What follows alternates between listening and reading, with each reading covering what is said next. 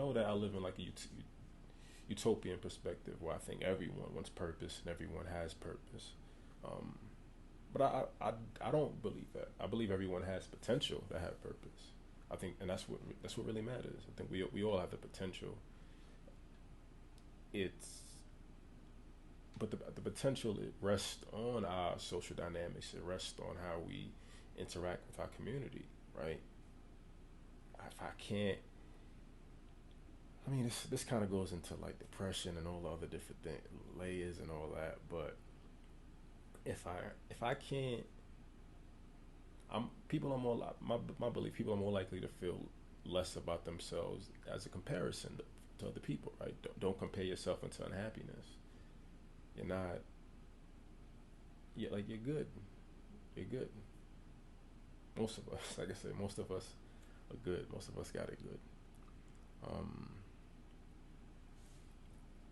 but there's also the the real and the relative layers of oppression that we all live under. Um, like how many layers of oppression do you think you live under? I was going through my head, like for myself, black, and I mean these are the social and systemic oppressions, not for me, not ones that I um, self-impose, because I mean the layers vary, right? So there's like the systemic. There's the ones that I can't control. They're the ones that I'm just kind of born into. There's the oppression that I put on myself directly, and there's the oppression that people put on me directly. Um, Three. I mean, I guess I feel like three is always the magic number for everything. Um, but the systemic oppression.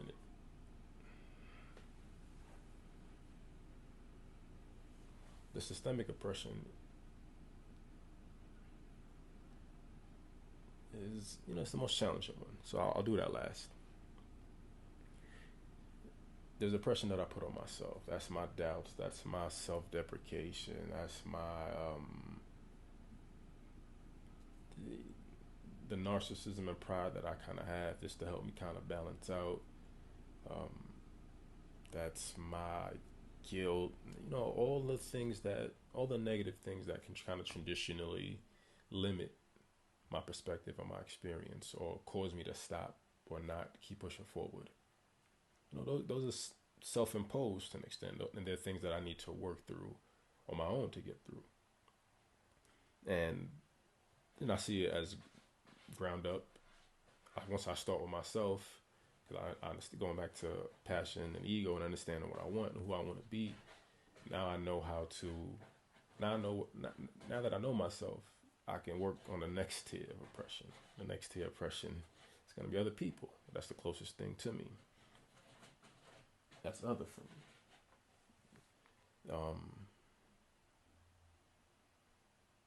Like what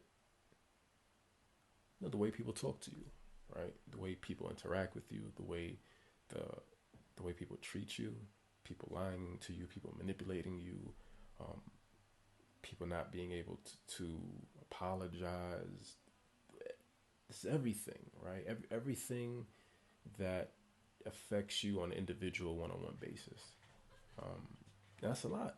Like that's a lot to deal with because there's always more people compared to you, right? It's 30 people telling you to do 30 different things, and you just have yourself to kind of decide and own your decision. But like I said, once you establish the ground work of yourself, once you're able to kind of do that, then it becomes easier to have a conversations with people or remove yourself from relationships from people once they don't value, once they don't kind of honor your value. I think that's the point of communication and interactions, right? You want to be able to have dialogue in any aspect. I think for me at least, like I said, I'm like I'd love to have a conversation with someone who's a racist because I just want I want to understand what allows them to get to those perspectives, especially the perspectives that aren't experience based, right? And I mean, maybe yeah, different types of races, right? Ones where it's experience based, like I just had all these bad experiences with these groups of people, so this is just how I feel about them. I get it. There's the passed down version, which is just generational. Like I want to understand.